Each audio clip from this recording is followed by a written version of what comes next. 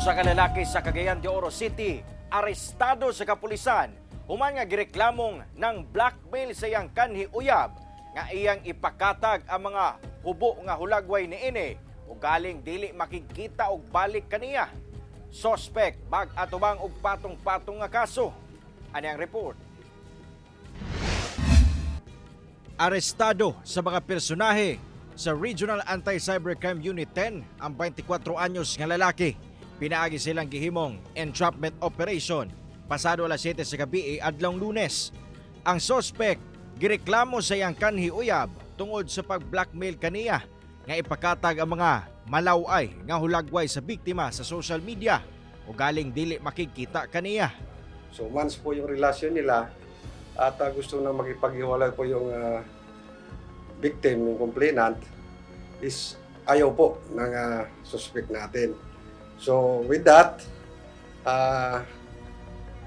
through the explicit photos na nakuha ng suspect is yun ang dahilan para i-treat yung ating complainant. Blackmail. Ay pa-blackmail po niya. Positibong na-recover sa PNP ang cellphone sa suspect kung asa anaa ang mga malaway nga hulagway sa biktima.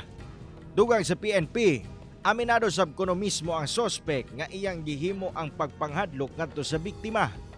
Patong-patong nga kaso sama sa kalapasan sa RA 9995 o Anti-Photo and Video Voyeurism Act, RA 11313, Safe Spaces Act, RA 9262, Violence Against Women and Children Act ug Article 282, Grave Threat sa Revised Penal Code. Tanan pinasubay sa Section 6 sa RA 10175 o Cybercrime Prevention Act. Alam ko, meron po pa diyang hindi nakakarating sa ating opisina kasi ang inaktuhan po natin ngayon is yung talagang nakarating sa opisina. Bagamat konti po ang ating personnel is talagang pinaigting natin yung minamaximize na natin yung personnel natin para makita lahat ng complaints. Kauban si Jaybert Pairat, Cyril Chavez. 1 Mindanao.